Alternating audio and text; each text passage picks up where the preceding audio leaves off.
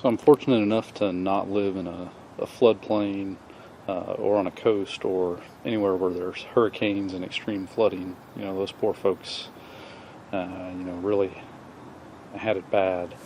But I do have a very low area in the yard all through here that anytime we get a heavy rain, especially, multiple days in a row, we tend to get some pretty good ponding over here. And after 3 or 4 days, it will eventually subside and drain out. We can look here and see kind of a watermark. Water was way up here, easily over ankle deep, and it'll drain out after a couple of days on its own. So it's never really been a real threat to the house, but certainly could be an issue just as far as it's a bog over here. It's moldy. If it sits long enough, we could have mosquitoes, breeding there. And then a bigger concern is, if it takes 3 or 4 days and we have a heavy rain one day and then no rain for a day or two and then another day of heavy rain, we've already got, saturated soil. So if I can do something to drain that out fairly cheaply and easily, a little more quickly, then why not? So what I have here is a very cheap trash can.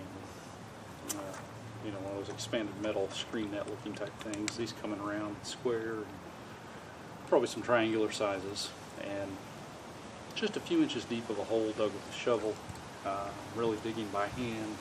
Obviously don't want to be out here in water.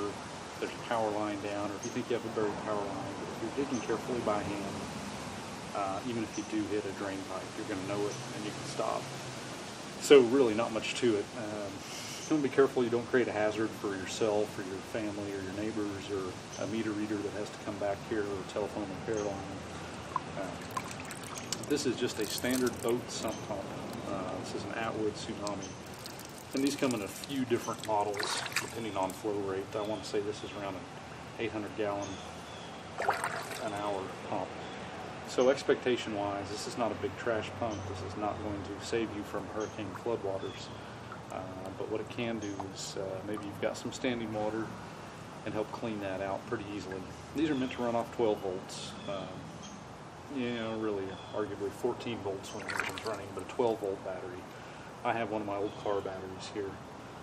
Garden hose hookup. You can buy this optional couple $2 more. Kind of pre-screen there. Threads right on. So to protect the pump, these obviously are not real powerful. They're not going to suck up trash or leaves or grass. That's going to plug it up and it's going to kill the pump. Larger diameter water hose I got from the hardware store, just a couple feet. I actually wanted to get a little bit longer piece and think this is what they had left on the roll at the time when I bought it. I've thrown into a garden hose adapter here and then just to a regular garden hose. As far as wiring hookup, these come with, a reasonable length of wire. Simple stuff you'll probably have on hand if you're, handy at all. Just some butt connectors or butt splices to extend the wire a little bit. I put a fuse on the positive side, and this will do a couple of things for me. Besides running anything without a fuse is not the best of ideas. These pumps do depend on the water flow to keep them cool, so if they run dry, they will overheat. And one thing we know about an electric motor, as it gets warm, its power draw will increase. So this is somewhere around a 5 amp at most, normal usage power draw. So by putting a 7.5 amp fuse here, if I don't catch this and I forget about it or just get tied up and can't get out here and shut it off after it's drained all the water, it should pull enough more amperage as it heats up to pop the 7.5 amp fuse before the motor burns up. So at most I'm out a few cents for a fuse and I've saved the motor. These aren't terribly expensive. They're around $20 to $30. You can find them at bigger Walmarts that have boating and outdoor type stuff. Atwood's, probably any boating store, any outdoor store, any RV store. Amazon certainly got them, just about any online reseller. There are a couple other brands, but the familiar shape here, this is the Atwood brand. their tsunami line, and this one is actually an 800 gallon per hour pump. And I actually see here it is actually written on it, the spec. It's rated for 3 amp draw at 13.6 volts.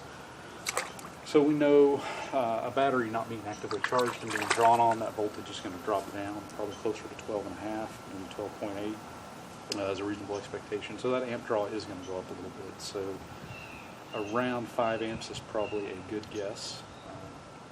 Normal operating conditions of what it should draw. So a 7.5 amp fuse would be just perfect. So this yesterday at this time was well over ankle deep in this area. And by running that hose out to the street, I've actually got it sucked down, so now we have just this little bit left. I'll actually hook it up for just a second here, and we can maybe see that sucked down there.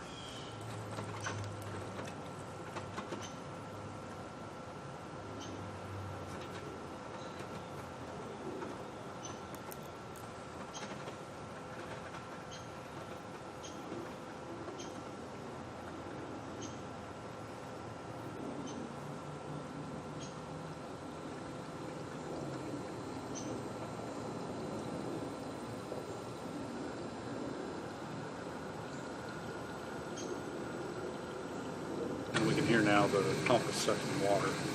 So we're kind of at the bottom of what it can pick up there in that orientation.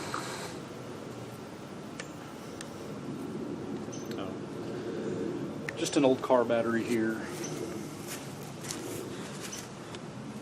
I do have some marine type screw terminals, and those make it quite easy. And then I've got ring terminals here. You could even put a power switch on there, but it's not necessary. You know, if you're handy at all, you're probably going to have all this stuff on hand, except the pump. I actually happen to have it on hand. At one point I was using it to pump cooling fluid for home beer brewing. Obviously not putting the pump in the beer. I do have a heat exchanger, and just using that pump to pump ice water through that heat exchanger. As far as what kind of battery you need, you know, if it was a more urgent emergency type situation, you could certainly pull the battery out of your car. I really would recommend against doing that. This is an old one that, you know, I didn't want to risk going through the winter with such an old battery, so I just paid the extra $15 it is now to keep the old one instead of turning it in for a core. And it's been handy enough that it was certainly worth it to me. More ideal would be a deep cycle type battery for the extended discharge, but you don't have to run this constant. You could even use something quite a bit smaller, and this is out of an old APC UPS. In fact, this I think was one of the replacements I'd ordered for it. This was a very common battery. Depending on brand, they rate them between 7 and 8 amp hours. I think this one's rated at 7.5. This same size battery is also used in a lot of Power Wheels for your kids. They put a plastic cover on it and a circuit breaker under that cover, and it's the same battery you can get for probably about $15 online instead of buying the Power Wheels brand. So if you've got one of these, that would certainly work. So the way I've got this run, there's enough of a downhill running out to the street that I can actually take advantage of the siphon effect after I get the pump running. So if you're not in a big hurry, you can start the pump. Power draw is going to be minimal from your battery. You know, you really only need to run it a couple minutes to get depending on length of your hose, to get the hose full of water. And after it's full, I can cut the power and it'll sit there and siphon the rest. It's going to be a little bit slower, but it'll certainly still get the job done. So if you don't have an impending, inbound large rainstorm and you need to clear out the water quickly, if you're okay with it just siphoning slowly overnight, you could start it up, disconnect the power, walk away, and it'll sit there and continue to siphon.